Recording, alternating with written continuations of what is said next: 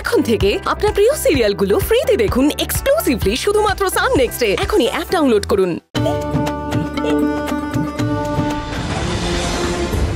কি হলো মহারানী, আপনি হঠাৎ চমকে উঠলেন কেন?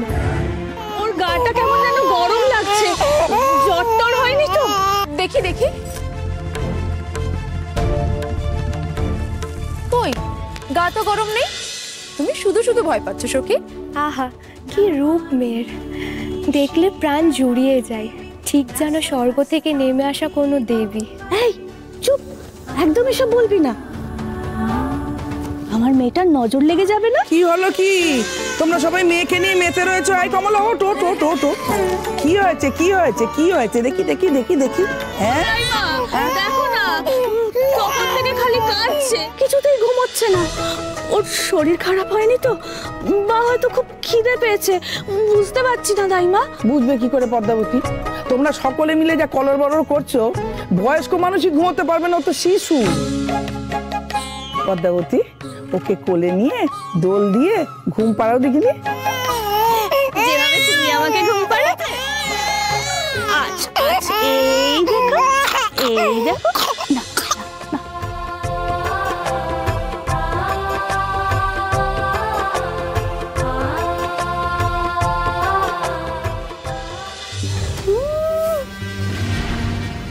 আদিক্ষেতা, বাচ্চা যেন আর কারো হয় না, দেখলে একেবারে গা চলে যায়।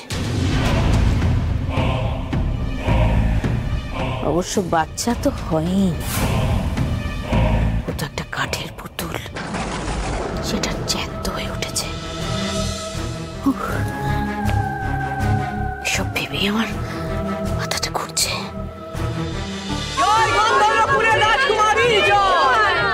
আমাদের যেতে দাও, আমরা রাজকুমারীর সাথে দেখা করতে চাই।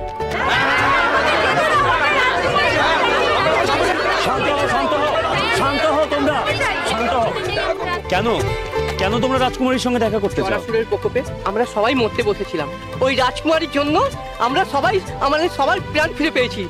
তাই জন্য আমরা একটিবার রাজকুমারীর দর্শন করতে চাই।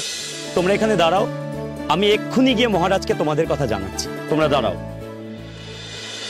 এবারের মতো আমরা বিপদ সামলে নিতে পেরেছি মহারাজ, প্রজারা প্রায় সকলেই সুস্থ হয়ে উঠেছে। তা ঠিক মহামন্ত্রী, তবে ভবিষ্যতের জন্য আমাদের প্রস্তুত থাকতে হবে। এবারে দেবাদিদেবের কৃপায় গন্ধর্বপুর রক্ষা পেয়েছে। মহারাজ, মহারাজ প্রণাম। মহারাজ মার্জনা করবেন, আমি প্রজাদের এক আবেদন নিয়ে আসতে বাধ্য হলাম। কি হয়েছে সহদেব, কি চায় আমার প্রজারা? আসলে দলে দলে প্রজারা আবেদন করছে যে তারা একটিবার রাজকন্যাকে দর্শন করতে চায়। ওদের আটকানো সম্ভব হচ্ছে না মহারাজ। এ তো রাজকন্যার পরম সৌভাগ্য, এত মানুষ তাকে আশীর্বাদ করতে চাইছে। প্রজারা এই রাজ্যের শক্তি, তাদের আমি ফেরাই কি করে? কত আশা নিয়ে তারা এসেছে। কিন্তু মহারাজ, রাজকন্যা যে এখন বড়ই ছোট, জরাসুর যদি আবার আক্রমণ করে, তার অভিসন্ধি তো আমরা কিছুই জানি না। এমন অবস্থায় রাজকন্যাকে সকলের সামনে আনা কি উচিত হবে মহারাজ?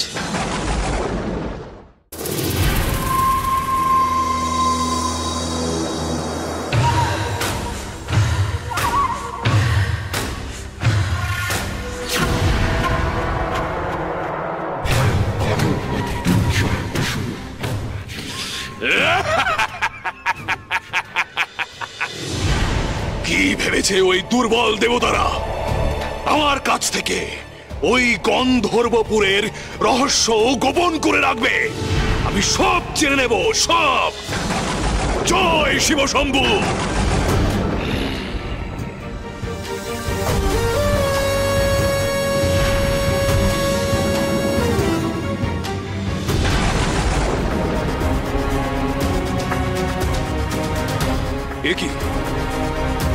এ আমি কি দেখছি? এক শিশুর অবয়ব দেখতে পাচ্ছি। কেন? সদ্যজাত শিশু, তার মানে ওই দেবতারা এক সদ্যজাত শিশুকে আমার কাছ থেকে গোপন করে রেখেছে ওই গন্ধর্বপুরে। কেন? কে শিশু? আমাকে জানতেই হবে।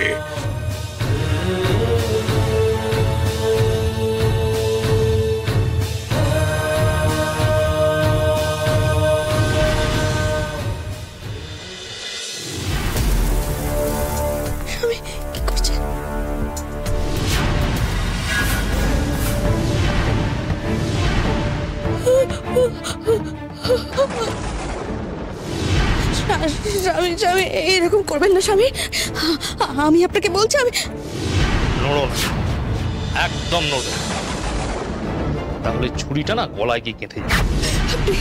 আপনি বিশ্বাস না করলে আমাকে মেরে ফেলুন, কিন্তু আমি বারবার বলছি স্বামী, আমি সারাক্ষণ ওখানে দাঁড়িয়েছিলাম, আমার কোনো দোষ নেই স্বামী।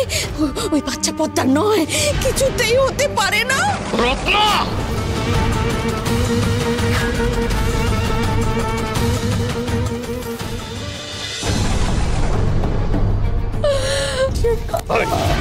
তুমি যদি পুরোটা সময় ওখানে দাঁড়িয়ে থাকো তাহলে তোমার চোখের সামনে ঘটনাটা ঘটলো কি করে? ওটা একটা কাঠের পুতুল, বাচ্চা হয়ে কেঁদে উঠলো, বিশ্বাস করুন। তুমি আমাকে পাগল ভেবেছ? উন্মাদ হয়ে গেছি আমি? আমাকে যা বোঝাবে আমি তাই বুঝবো না? ও বুঝেছি বুঝেছি, তুমি পদ্মাবতী আর পুষ্পদন্তের দলে যোগ দিয়েছো। কি মাথাটা সম্পূর্ণ খারাপ হয়ে গেল স্বামী। আমি কি করতে পারি রত্না? আমার বাবা যদি নিজের ছেলেকে বঞ্চিত করে একটা রাস্তার ছেলেকে এনে সিংহাসনে বসান, তাহলে আমি কি করতে পারি? স্বামী আমি তো আপনাকে বারবার বলেছি, রাজ সিংহাসনে বসলেই রাজা হওয়া যায় না, রাজা হতে লাগে রাজ রক্ত, যেটা ওই পুষ্পদন্তের নেই। তাতে কি? পুষ্পদন্ত তো জাঁকিয়ে বসে আছে রাজ সিংহাসন, আর বছর বছর রাজকোষ থেকে দান খয়রাতি করে গরিব প্রজাদের একেবারে হাতের মুঠোয় করে নিয়েছে।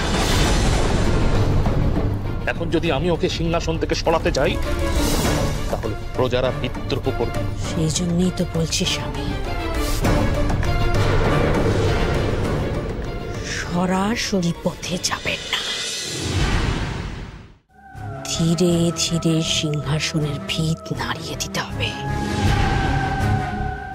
এরপর সিংহাসনে বসবে আমার ছেলে বিক্রম। রাজমহিষী যদি নাও বা হতে পারি, রাজমাতা আমি হবই। সে পথেও তো কাঁটা ওই মেয়ে, সেও তো সিংহাসনের ওপর অধিকার ফলাতে আসবে।